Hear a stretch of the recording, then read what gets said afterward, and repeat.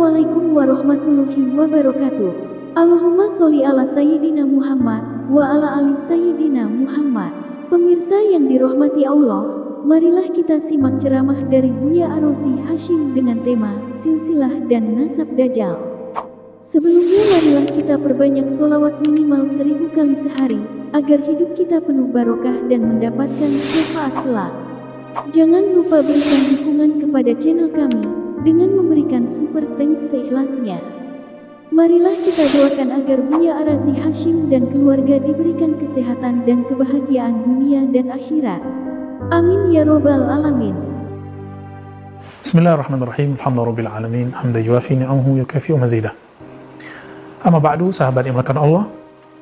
Salah satu misi kenabian, bahkan nabi-nabi sebelum Nabi Muhammad sallallahu alaihi wasallam adalah menginzar, memberi peringatan kepada kaumnya, umatnya, mengenai kedatangan seorang sosok palsu tapi sangat sakti yang bernama Ad-Dajjal. Dalam hadis Imam Bukhari, Kitabul Maghazi, begitu juga dalam Kitab Tauhid, beliau menyebutkan hadis ini. Hadis ini diriwayatkan dari sahabat Anas bin Malik, Abdullah bin Umar, begitu juga sahabat Abu Hurairah dan Ibnu Abbas. Mereka meriwayatkan dengan redaksi yang berbeda tapi intinya sama, bahwa Nabi SAW bersabda, "Aku memperingatkan kalian mengenai kedatangan Dajjal, sebagaimana para nabi memperingatkan umatnya mengenai kedatangan Dajjal." Lalu di ujung hadis Nabi SAW mengatakan bahwasanya Dajjal itu berbeda. Allah Maha melihat, sedangkan Dajjal itu awar ainil yumna, mata kanannya itu cacat. Dan Nabi SAW mengatakan dalam hadis ini, kabar ini lam yakul bihi ahad minan nabiyyin. Ya, tidak ada seorang nabi pun yang mengatakan hal seperti ini kecuali hanya Nabi Muhammad sallallahu alaihi wasallam. Tiada seorang nabi sebelum Nabi Muhammad yang hendak dibunuh, yang hendak ditipu, yang hendak mau diancam, kecuali semuanya adalah konspirasi dari Dajjal dengan penyamaran yang luar biasa. Lalu siapakah Dajjal itu? Sahabat yang dimuliakan Allah, Dajjal itu adalah gelar daripada Musa ibn Sam'un, atau dalam dialek sana yang asli Musa ibn Sam'un As-Samiri. Kenapa disebut namanya Musa?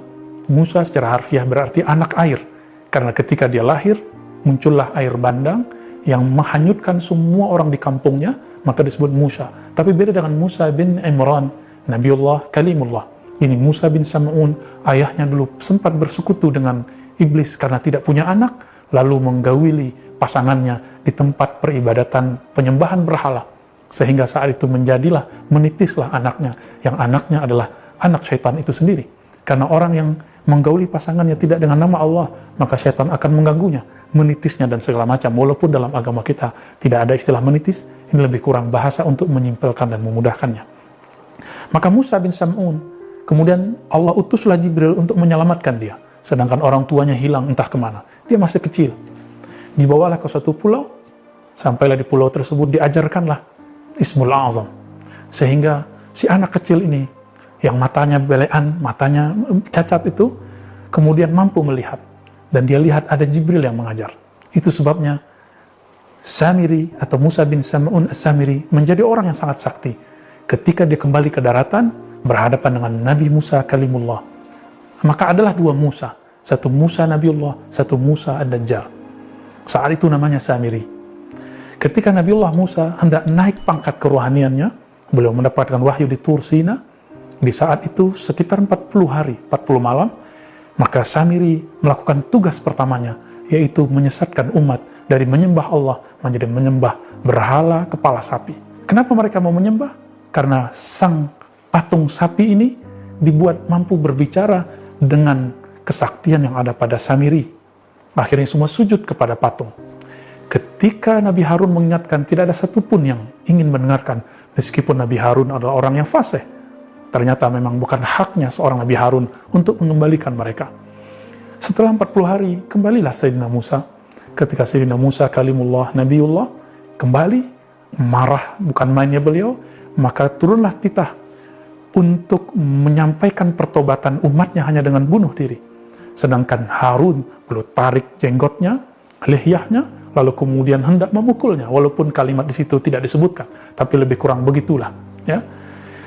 Maka Sayyidina Harun mengatakan, "Yabna ummi, wahai anak ibuku." Sehingga Sayyidina Musa tidak jadi melakukan apa-apa. Berhentilah beliau. Setelah itu, aneh terlihat. Jika Harun dibentak dengan bentakan saudara dengan saudara, jika umatnya disuruh bunuh diri, tapi giliran Samiri hanya dikatakan, "Ma khatbuka ya Samiri." Begitu dikisahkan dalam Al-Quran. "Wahai Samiri, apa masalahmu?" Apa artinya ini? Nabi Musa mengerti bahwa beliau bukanlah orang yang akan menaklukkan Samiri. Maka beliau hanya bertanya, "Ma khatbuka ya Samiri?" Ada apa masalahmu, wahai Samiri? Kenapa beliau tidak menarik jenggotnya Samiri? Kenapa tidak memukulnya atau mengatakan, "Ente harus bunuh diri"? Karena Nabi Musa kalimullah, diberitahu Allah, beliau bukan orang yang punya hak untuk membunuh si Samiri yang belakangan dikasih nama Dajjal. Siapa yang punya hak? Itulah Sayyidina Isa. Maka Samiri ini, karena dia mempunyai Ismul A'zam, maka dengan Ismul A'zam itu, meskipun kemudian dia salah gunakan, dia dipanjangkan umurnya. Sampai zaman Nabi Isa, dialah yang menyamar menjadi salah satu murid Nabi Isa yang berkhianat, lalu membuat sebuah rencana untuk membunuh Nabi Isa. Kenapa? Karena dia diizinkan Allah untuk melihat lembaran takdirnya, yang membunuhnya nanti adalah Sayyidina Isa Al-Masih, Isa Al-Masih yang hakiki. Sedangkan ia adalah Al-Masih yang palsu. Tapi apa yang terjadi? Allah menyelamatkan Sayyidina Isa lalu mengangkatnya ke langit. Dan Nabi Muhammad SAW bertemu beliau di langit kedua. Sahabat yang melakukan Allah, nanti di akhir zaman, bahkan mungkin zaman kita ini, beliau Sayyidina Isa alaihi salatu wassalam akan turun berjuang dengan imam akhir zaman, Imam Mahdi, yang akan kita bahas pada pembahasan berikut ini. Lalu siapakah Dajjal itu? Ya, itulah dia, Musa bin Sam'un As-Samiri, karena berasal dari negeri Samara. Apa yang menjadi misi dia? Misi dia cuma satu, menyelewengkan akidahnya umat dari menyembah Allah kepada menyembah selain Allah. Jika dulu menyembah kepada patung, maka nanti dalam waktu yang juga sama. Jika di masa Nabi Musa 40 hari, nanti pun juga 40 hari, tapi terasanya seperti 40 tahun. Apa yang dilakukan Samiri? Samiri akan menipu umat, akan mengeluarkan semua kesaktiannya supaya umat menuhankannya. Oleh karena itu Nabi SAW berpesan, bacalah surah Al-Kahfi. Inti dari surah Al-Kahfi ternyata ada dalam surat yang bagian akhir, mengenai ketauhidan kepada Allah, menghindari kesyirikan.